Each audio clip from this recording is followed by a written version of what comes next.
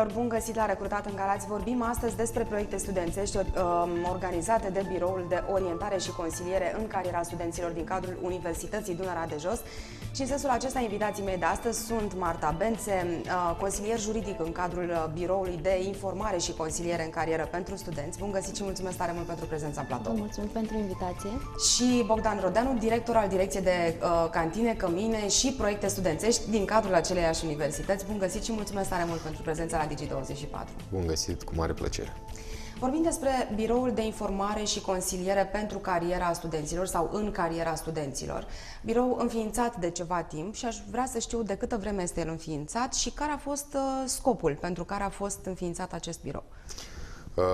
Acest birou a fost înființat acum aproape un an de zile. Echipa a derulat echipa care lucrează încă și care este în curs de dezvoltare în cadrul biroului, a lucrat la câteva inițiative în ceea ce privește obținerea unui feedback din punctul de vedere a ceea ce își doresc studenții și am dezvoltat o serie de undeva la 10 proiecte care privesc direct orientarea profesională a studenților și partea de informare profesională.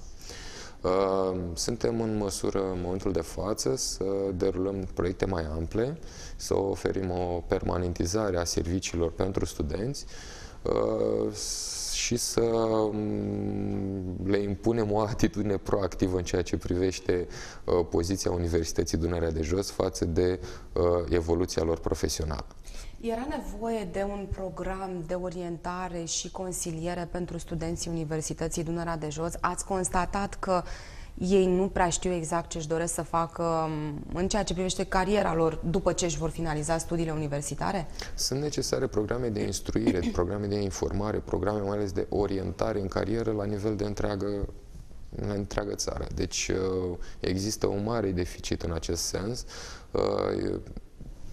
Aceste tipuri de birouri sunt înființate la nivel de fiecare universitate din țară, urmăresc anumite obiective și, într-ador, societatea civilă, grupul de studenți care face parte din societatea civilă în momentul de față din comunitatea noastră are nevoie de astfel de servicii. Ei își însușesc partea teoretică, aspecte profesionale, abilități tehnice pe care trebuie să învețe să le valorifice și să și le construiască ca bază pentru cariera lor ulterioară. Doamna Bențe, cine se adresează Biroului de Consiliere și Orientare în Carieră? Ce ați constatat până în acest moment? Vin studenți de anul întâi sau vin studenți care deja știu cu ce se mănâncă studiile universitare și sunt pe cale să-și găsească poate un job part-time pe perioada studenției? În primul rând, vreau să subliniez că toți studenții din cadrul universității pot beneficia de servicii de informare și de consiliere, precum și orientare în carieră. Servicii gratuite. Da, bineînțeles. Să le spunem că servicii nu se plătește nimic aici. Ca atare, am dezvoltat mai multe proiecte pe dezvoltarea personală a studenților.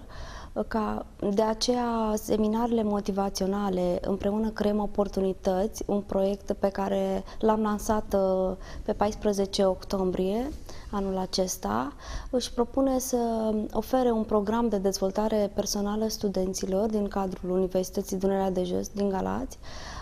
Astfel, universitatea se aliniază la politica educațională din România, cadrând și recunoscând mai mult de atât educația non-formală, da? Ca bază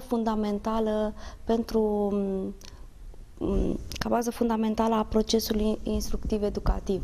Am înțeles. E nevoie să aducem și câteva elemente non-formale atunci când vorbim despre învățare, astfel încât, eu știu, conceptul final, studentul care își va termina studiile, să ajungă pe piața muncii știind exact ce își dorește de la viață. Vorbim despre dezvoltarea unor abilități pe cale non-formală. Aceste cursuri de dezvoltare personală, iată, seminarii motivaționale, sunt venite, să spunem așa, sau sunt create pentru a veni în sprijinul studenților din acest punct de vedere. De ce au ei nevoie de dezvoltare personală? Sunt abilități pe care ulterior le pot dezvolta în cariera lor? Categoric, Am constatat că tinerii din România, nu numai tinerii din Galați, ei urmează niște cursuri, da? Ca atare dobândesc niște abilități, își dezvoltă abilitățile pe care deja le aveau, sunt instruiți într-un anumit domeniu. Dar pentru a deveni un complet, pentru a putea fi viabil pe piața muncii, au nevoie și de dezvoltare personală. De aceea venim cu aceste seminarii motivaționale pentru a oferi motivația, inspirația, chiar și ghidajul necesar ca un tânăr să se orienteze altfel într-o viitoare carieră. Să învețe din experiența specialiștilor în diverse domenii, pentru că universitatea are 15 facultăți în domenii diferite și ca atare și speakerii noștri în cadrul seminarilor vor fi din aceste domenii de activitate. Înțeles. Vom reveni la acest proiect și ne veți spune exact cum sunt ele organizate, când sunt studenții invitați la primul seminar. Însă până atunci aș vrea să revenim puțin la structura biroului de informare și consiliere în carieră. Și aș vrea să știu dacă există o bază materială pe care o aveți în acest moment la îndemână, astfel încât aceste servicii de consiliere să aibă și succes, nu? E nevoie de câte ceva. Baza materială există, nu este asta o problemă. Ideea este că până acum ne-am axat pe activități care vin spre studenți. Adică am mers noi la ei ca să vedem exact ce nevoie au și cum să punem problema pe activitățile pe care le vom derula împreună cu ei în biroul de orientare, în interiorul biroului de orientare și consiliere în carieră. Am făcut un proiect prototip, am început să lucrăm cu studenți pe partea de redactare CV-uri, de înregistrare online a curriculumului lor.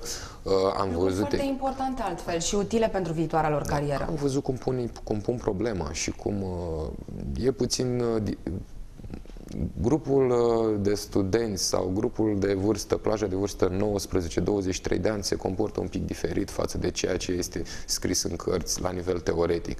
Și de aceea am vrut să eficientizăm un pic procedurile. Am venit noi spre ei, am făcut câteva evenimente pe eșantioane la nivel redus și acum îl vom extinde. Îl vom extinde la un nivel mai mare, lucrăm mult cu resursele online ca să scutim un pic procedurile de lucru și ca să ajungem mai repede la ei. Adică folosim canale de socializare, portale web, chestii care le au la îndemână pe telefon. Și pe care cu siguranță le folosesc.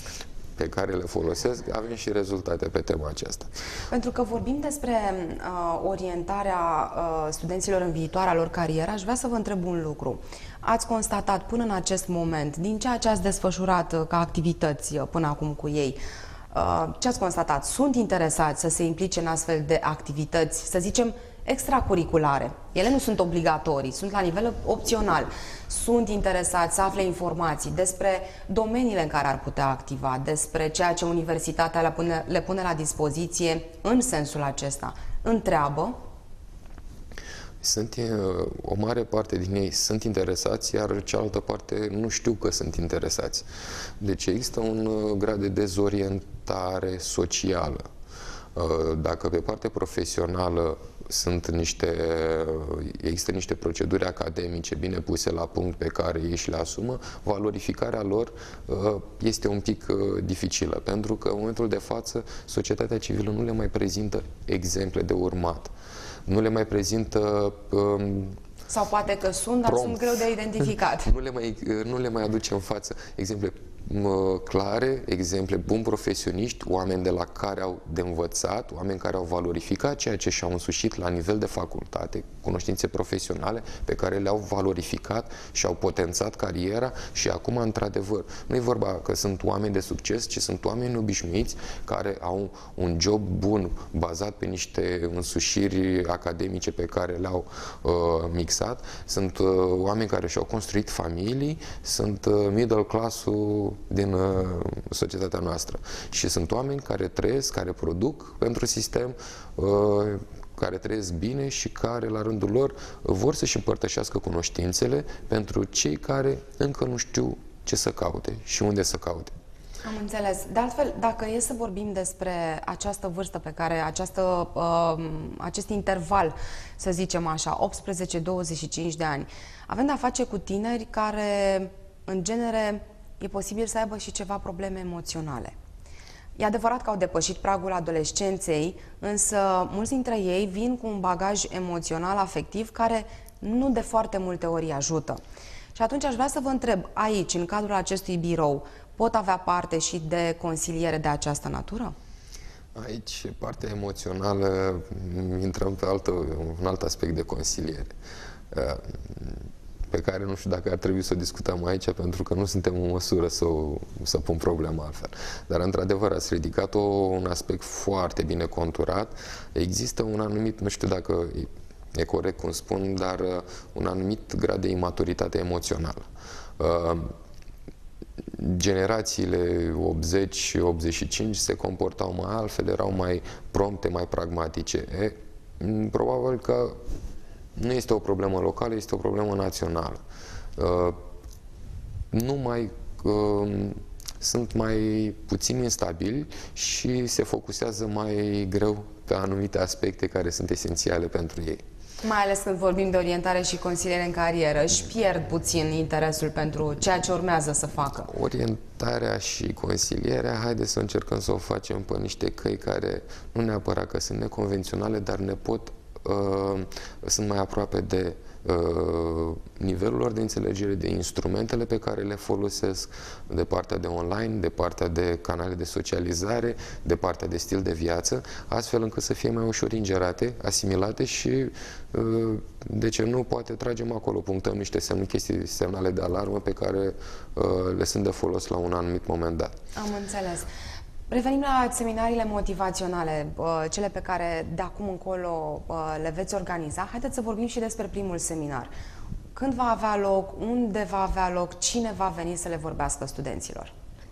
Da, în primul rând, proiectul Seminarii Motivaționale Împreună Creăm Oportunități este inițiat de universitate prin Biroul de Consiliere și Orientare în Carieră și se va derula pe 8 luni de zile. Ca atare, în fiecare lună va exista un seminar motivațional. În anul universitar 2014-2015 vor fi astfel 8 seminare motivaționale. Primul seminar motivațional va avea loc pe data de 30 octombrie la ora 18 în cadrul aulei Virgil Magiaru din Facultatea de Economie și Administrare a Afacerilor.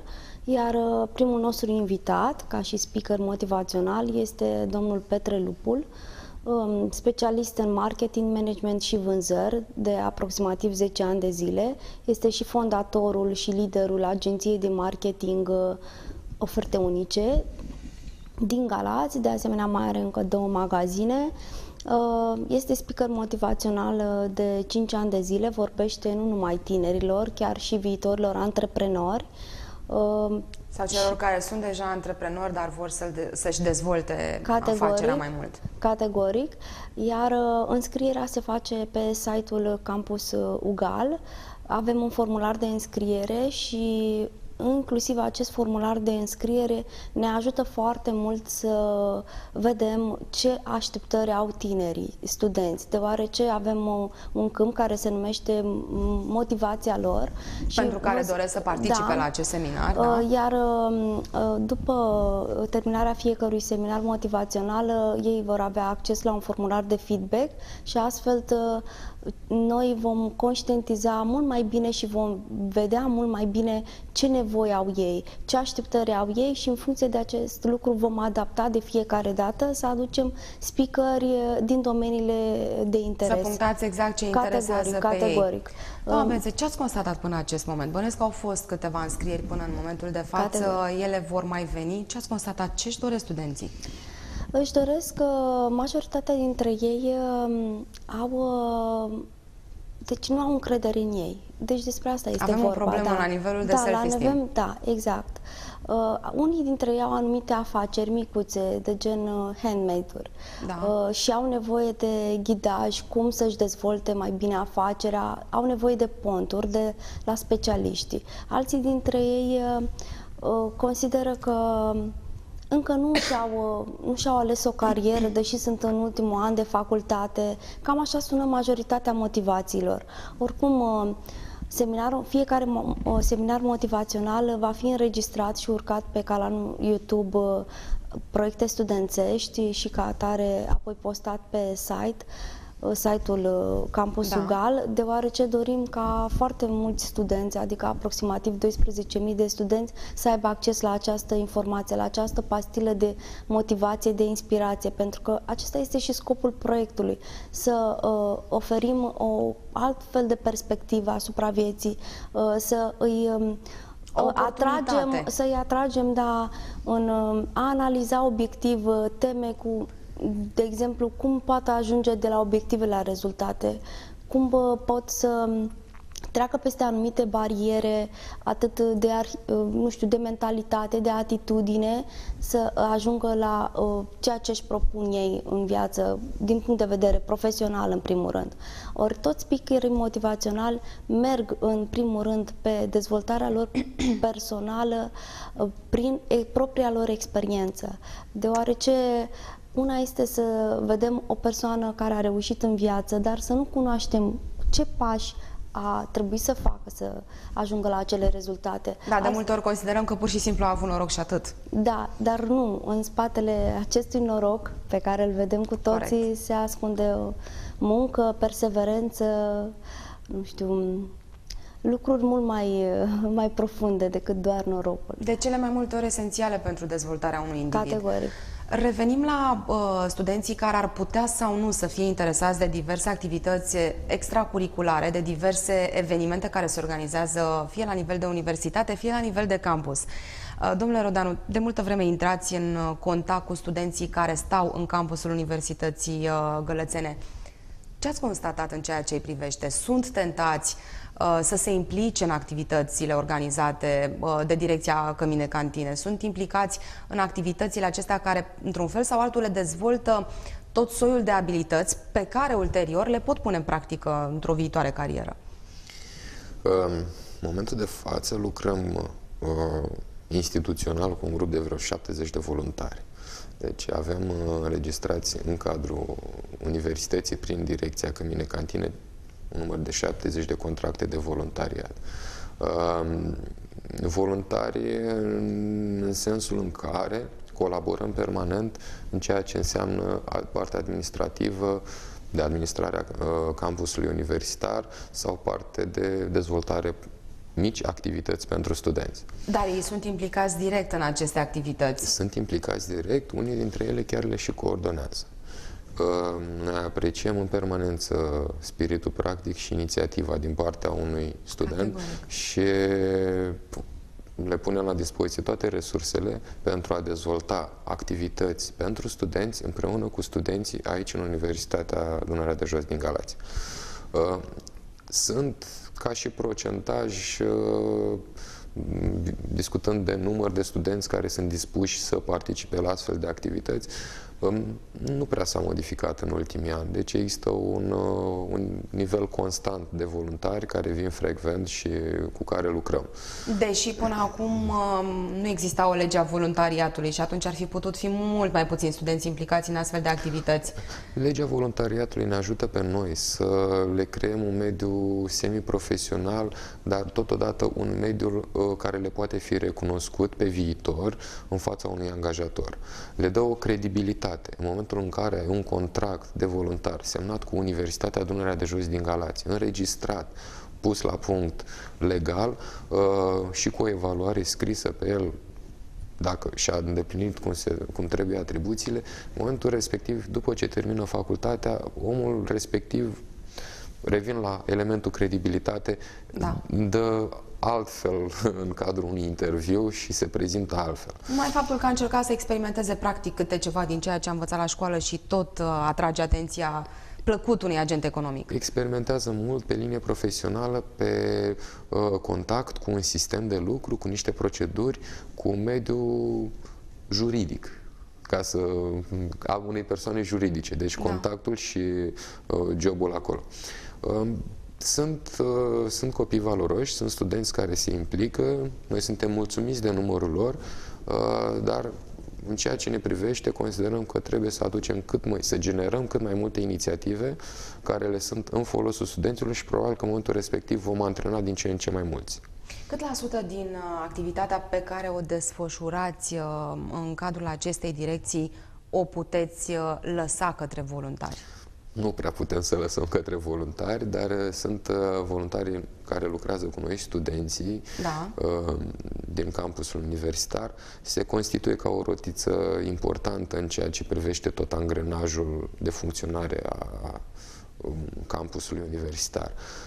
Sunt oameni cărora le pasă de ceea ce se întâmplă acolo, care vin cu idei foarte ok, care se implică în ceea ce înseamnă viața comunității studențești și care aduc un plus valoarelor comunității în sine. Nu pot să estimez exact gradul, dar ne place să lucrăm cu ei și considerăm parte din echipa noastră. Și cred că sigur și lor le place să lucreze cu dumneavoastră câtă vreme se alătură atât de mulți acestor proiecte. Revenim la seminariile motivaționale, mai avem puțin timp din această emisiune și aș vrea să ne spuneți un lucru. Mai devreme ați precizat că aceste seminarii vor fi înregistrate video, apoi vor fi furnizate pe un canal la care toți studenții să poată avea acces la ele. Asta înseamnă că fizic, în sala respectivă, nu pot fi prezenți extrem de mulți studenți. Aveți un număr limitat de participanți? Ne adresăm în primul rând unui grup țintă direct format din 800 de studenți din cadrul Universității Dunărea de Jos. Și care nu e musai să fie studenți ai Facultății de Științe Economice? Categoric, chiar sunt foarte mulți înscriși și acum pentru primul seminar, care sunt de la Facultatea de Drept, nu sunt numai din Facultatea de Economie și Administrare a Afacerilor. Fiecare om știe care sunt abilitățile și ce vrea să-și dezvolte. Iar dacă nu știu, vor afla cu siguranță din cadrul acestor seminarii. Vreau să subliniez că acest proiect este susținut de universitate prin birou, dar vrem să le mulțumim în primul rând speakerilor care vin voluntar, da? Sunt invitați de universitate, dar vin voluntar să pună o mică pietricică la dezvoltarea personală a studenților din cadrul universității. Pentru că vorbim despre speaker, știu că foarte mulți dintre ei merg pe următoarea idee. Nu contează în ce domeniu activăm, nu contează cât de buni suntem sau ce abilități am dezvoltat în timp, câtă vreme nu știm să ne vindem pe noi. Este foarte important, indiferent de ceea ce am studiat, la final, să știm să ne punem atât de bine în valoare calitățile, încât agentul economic să spună din prima da și să și negocieze repede un salariu foarte bun. Credeți că după un asemenea seminar motivațional, studenții vor pleca cu acest tonus de acolo? Vor înțelege cât de important este să-și înțeleagă ei atributele și apoi să le poartă împărtăși celor din jur? Categoric. Chiar una dintre persoanele care s-au înscris la seminarul de pe 30 octombrie a scris mare, vrea o schimbare. Noi aceste motivații le furnizăm speakerilor care sunt invitați, pentru că în felul acesta își vor plia discursul pe ceea ce își doresc tinerii. De aceea avem acest câmp de motivație în cadrul formularelor de înscriere. De aceea avem formular de înscriere. Încercăm să venim în întâmpinarea tinerilor și să aflăm, știți, de multe ori nu se ridică în picioare să spună ceea ce el crede, simte și dorește să afle. E mai ușor să scrii pe o hârtie. De aceea mai ales sub protecția anonimatului, de cele mai multe ori funcționează aspectul acesta. De aceea și formularele de feedback sunt anonime, nu avem, știu eu, numele, prenumele lor nu vor fi publicate niciodată. Feedback-urile și motivațiile acestea vor apărea de asemenea pe site-ul Campus UGAL. Va exista și o sesiune de întrebări la finalul seminarului? Da, vor fi întrebări. De regulă, aceste seminarii motivaționale, speakerii folosesc întrebări închise. Aici am spus ca regulă întrebările să fie deschise, să le dăm posibilitatea tinerilor să întrebe, nu știu, lucruri care nu le-au auzit în cadrul seminarului, să afle mai multe informații cu privire de ceea ce transmite speakerul. Ca atare vor fi întrebări deschise categoric. Așadar, 30 octombrie, Aula Magna, un speaker motivațional care ne va arăta cum arată calea spre succes. Mulțumesc. Eu vă mulțumesc tare mult pentru prezența la Recrutat în Galați. Vă urez și noastră mult succes în tot ceea ce faceți și sperăm să revenim în fața telespectatorilor cu alte proiecte din partea acestui birou din cadrul Universității Dunărea de Jos. Doamnelor, domnilor și dumneavoastră, vă mulțumesc pentru atenția pe care ne-ați acordat-o. Ne revedem mâine tot aici pe Digi24 Galați. O zi frumoasă să aveți!